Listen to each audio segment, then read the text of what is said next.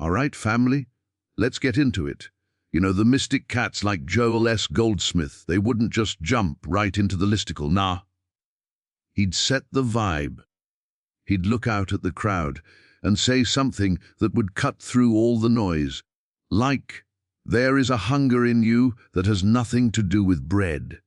And that's what we're tapping into today. That deep, soul-level itch that you can't quite scratch. That feeling like you're here for a reason, but the universe hasn't slid you the DM with the full details yet. Maybe you've been feeling different, like you're running on a different operating system than everybody else. The world is out here, chasing the bag, the gram clout, the superficial stuff, and you're just not feeling it. It hits different for you. You feel a pull, a nudge, a whole spiritual side, eye from the cosmos. And you've been low-key wondering, is this just me being extra? Or is this God tapping me on the shoulder? So we're going to break it down. We're going to talk about the 7 signs you're not just tripping. You're actually a woman chosen by God. And trust me, some of these signs are not what you'd expect. They're the kind of things the world calls weakness or being too much, but in the spirit realm, they're your superpowers. So you've heard these signs. Maybe 1 or 2 hit you right in the chest, got you nodding your head like, yup, that's me. But here's the thing the mystics knew. This ain't just about a checklist.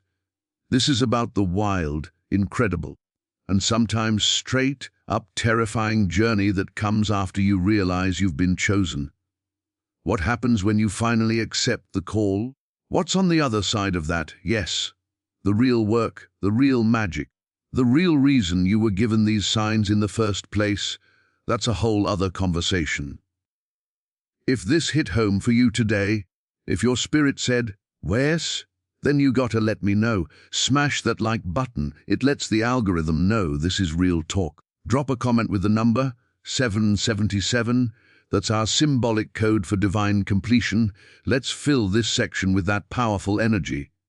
And most importantly, hit subscribe and ring that bell, because we are just getting started and you do not want to miss what's coming next. The journey is just beginning. You in, and you've been low-key wondering, is this just me being extra? Or is this God tapping me on the shoulder? So let's get into the first sign, the one that probably has you nodding your head right now, that different. Feeling ain't a glitch. Let's be real. You've felt it your whole life. It's not about being better than anyone, not even close. It's this quiet, persistent sense that you're playing a different game, with a whole other set of rules. Everyone else is scrambling for the corner office, the perfect partner, the picture-perfect life. And don't get it twisted, those things are fine. But for you, there's always been this whisper that says, is this all there is? It's like you showed up to the party and realized you're the only one who heard the dress code was for a completely different kind of gathering. This feeling, this divine dissonance, is your spirit's GPS trying to reroute you. The world is on one frequency, broadcasting the hits of fear, lack, and competition. But you're tuned into a different station, one that's playing the deep cuts of unity, boundless love, and spiritual substance. And because of that, the regular chatter of the world feels staticky. It's grating. Small talk exhausts you. Superficial drama feels like a waste of your soul's energy. You'd rather sit in silence than engage in conversations that don't feed you. People might call you too sensitive, too intense, or a space cadet. They'll say you need to get your head out of the clouds. But what's really happening is you're being called to get your head out of the collective illusion. This feeling of being set apart, of being a stranger in a strange land, is the first and most fundamental sign that your citizenship isn't of this world. It's of the kingdom. You are literally wired for a higher reality, and your entire being is rejecting the low vibe programming of the Matrix. It's a holy homesickness. Think about it. You don't just want to be happy, you crave a joy that doesn't depend on external circumstances. You don't just want peace. You need a peace that literally passes all human understanding, a calm that holds you steady when the whole world is losing its mind. This isn't you being difficult or not being able to fit in. This is the God consciousness within you, that I am presence, starting to stir. It's waking up, and it's refusing to be comforted by the lullabies of the material world. It's why you can be in a room full of people and feel utterly alone. Because your soul isn't seeking company, it's seeking communion. It's not looking for a crowd, it's listening for the voice. This sense of being different is the foundation. It's the crack in the door that lets the light in. It creates the sacred space within you, that inner vacuum that only spirit can fill. The world will try to medicate this feeling out of you. Tell you to shop more, drink more, scroll more, do anything to numb that divine discontent. But that ache is a gift.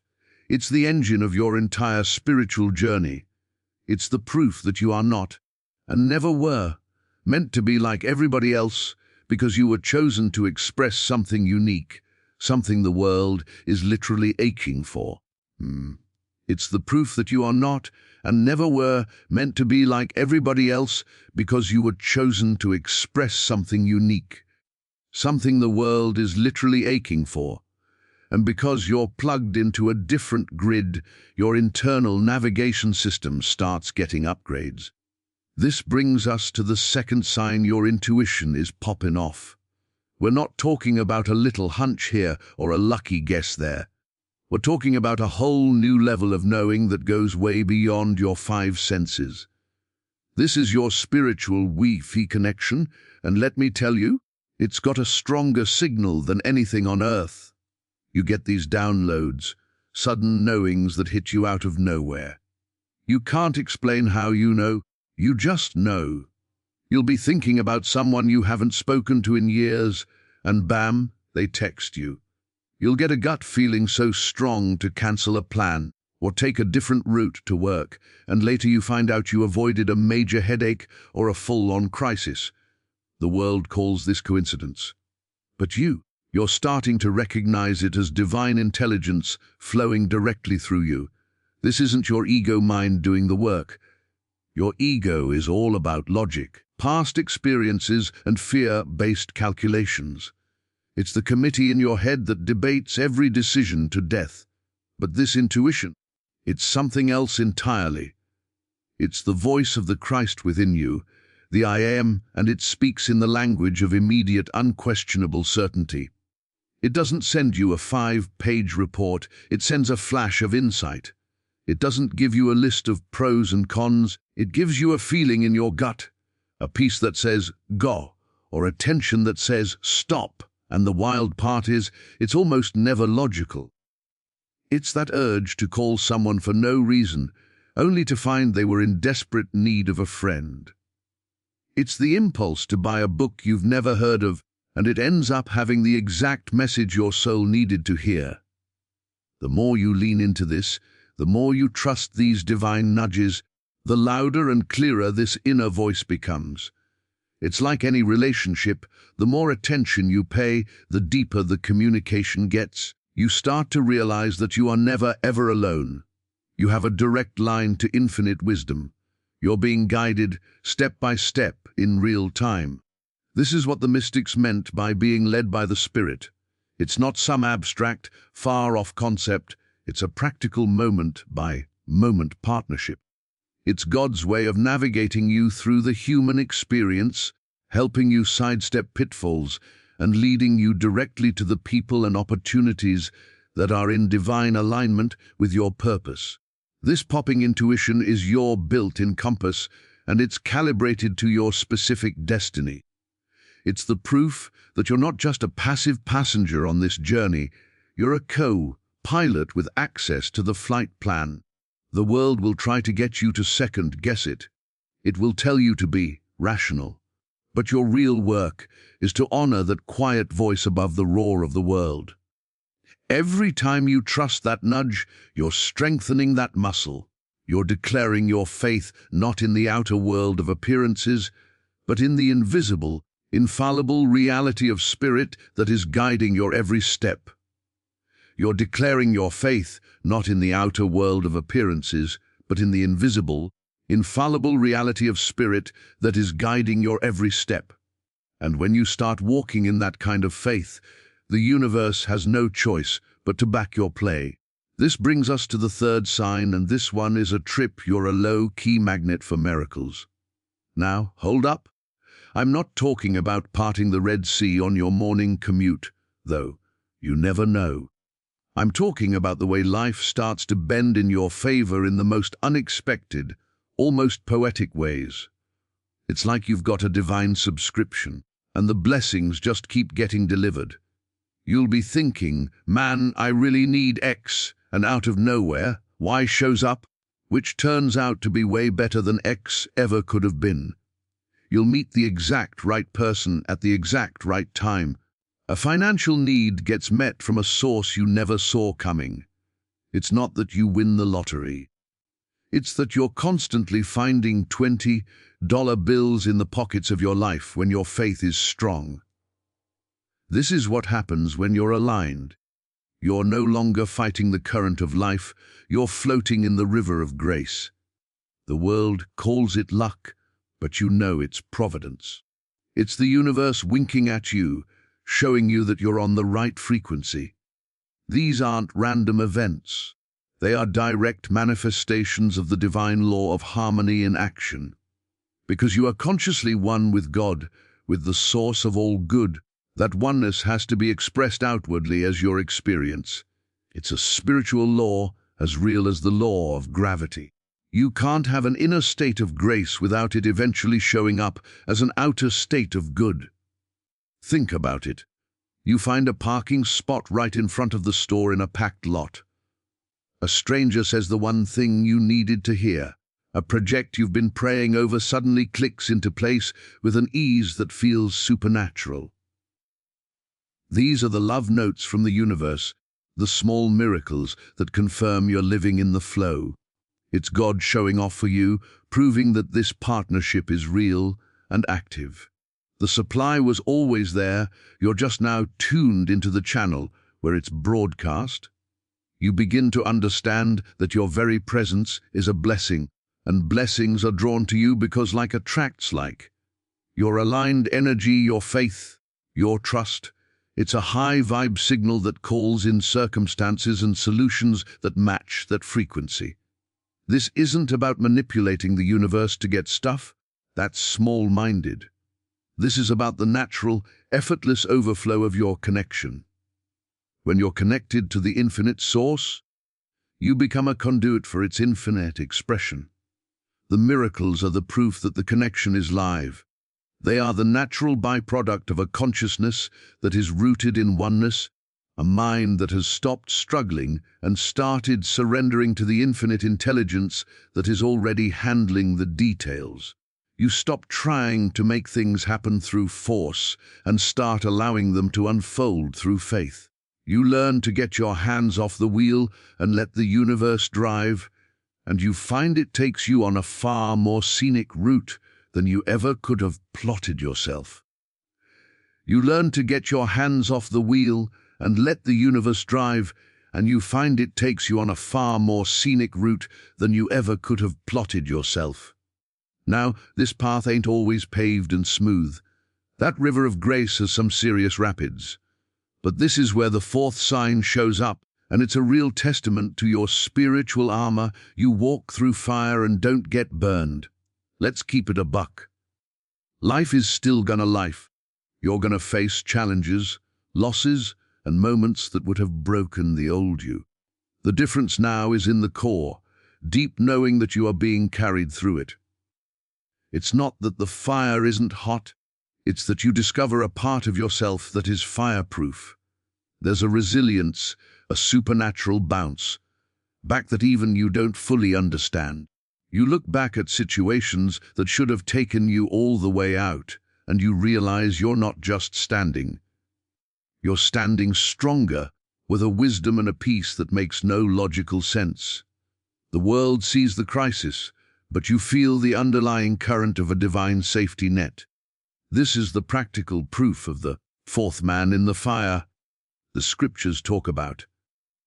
When you're tossed into the furnace of human drama, you find you're not alone in there. There's a sacred presence that walks with you, a coolness in the midst of the heat that prevents you from being consumed. Your peace isn't dependent on the external circumstances calming down. Your peace becomes the circumstance. It's an inner citadel, a fortress of soul that the world's chaos cannot penetrate. People around you will be losing their minds, panicking, and coming completely unraveled, and they'll look at you and wonder, how are you so calm? How are you not falling apart right now? And you might not even have a good answer for them, because it's not something your arrow's doing, it's something your war of abiding in. This is the demonstration of your true nature as a spiritual being. You are not a fragile human body trying to have a spiritual experience. You are an immortal, incorruptible spirit having a temporary human experience. And when you know that at a cellular level, the fires of the world lose their power to destroy you, they can only refine you. You stop asking, God, why is this happening to me? And you start asking, God, what are you revealing to me through this? The obstacle becomes the path. The breakdown becomes the breakthrough. You develop a spiritual immune system that takes the toxins of fear, doubt, and lack and neutralizes them before they can infect your core. You begin to understand that these trials are not punishments, they are promotions. They are the training ground where your faith becomes sight, where your theoretical belief becomes your demonstrated truth. You walk through the valley of the shadow of death, but you do so with the conscious awareness of the eternal light within you that no shadow can ever extinguish. This isn't about being tough, it's about being transparent, about getting your little, personal self out of the way so that the infinite, indestructible I Am can be the one walking the path. The fire doesn't touch you because it can't touch what you really are. The fire doesn't touch you because it can't touch what you really are. And as you move through the world from this unshakable place, people start to notice something else about you.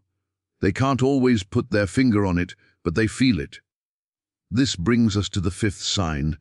You're a healing vibe, no cap. This has nothing to do with you putting on a superhero cape or trying to fix anybody. In fact, you've probably given up on that exhausting work. This is something that happens effortlessly, almost against your will. It's about the energy you carry. Your very presence becomes a sanctuary. People find that just by being near you, their anxiety dials down. They feel heard, seen, and accepted without judgment in a way they rarely experience. They'll leave a conversation with you feeling lighter, as if a weight has been lifted, and they might not even know why. You don't even have to say the right thing.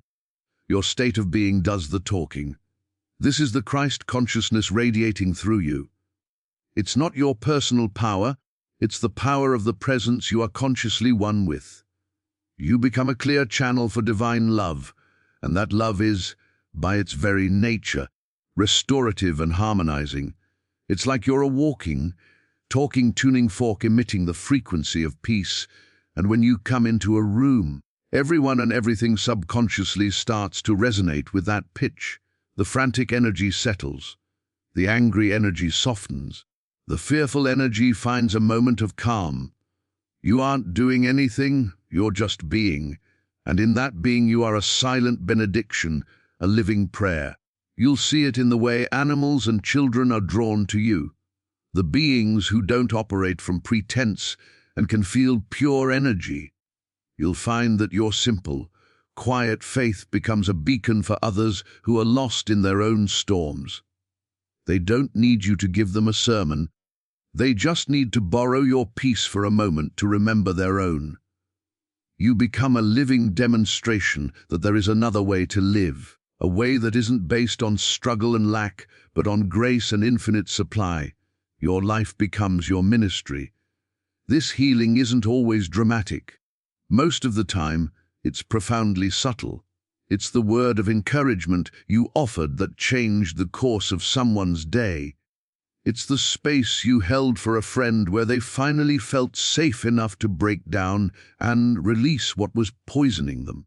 It's the way you can sit in silence with someone in pain, and that silence does more than 1,000 words ever could. You are a conduit, a vessel. The I am that you are is the great physician, and it flows through you as harmony, order, and peace, automatically adjusting the discord it encounters, just as light automatically dispels darkness without any effort at all. You are that light, and your mere presence is a healing balm for a weary world. You are that light, and your mere presence is a healing balm for a weary world. And because you're operating on this frequency, the universe stops speaking in whispers and starts sending you full-blown confirmation packages. This is the sixth sign, and it's the one that really seals the deal. The universe keeps sending you receipts. You've moved beyond hoping and into knowing, and that knowing is constantly being validated in the physical realm. It's like spirit is leaving a trail of breadcrumbs for you, little winks and nods that say, "You're on the right path. Keep going." These receipts show up in the most undeniable ways. You'll be wrestling with a spiritual concept, and then you'll turn on the TV and a character will speak the exact same principle word for word. You'll have a prayer in your heart, and a random text from a friend will contain the precise answer you needed. You'll open a book to a random page, and the paragraph your eyes fall on will feel like a direct message written just for you in that moment. These aren't coincidences. This is the language of a living universe in conversation with you. It's synchronicity on steroids. The divine is no longer an abstract idea you believe in on Sunday. It's an active, intelligent partner that is communicating with you through the tapestry of daily life. You start to see the hidden threads connecting everything. A song on the radio, a license plate in front of you, a snippet of a conversation you overhear at the grocery store. It all starts to carry meaning. It all feels like part of a beautifully orchestrated dance, and you're not just a spectator, you're one of the lead dancers. These receipts are the proof of your partnership.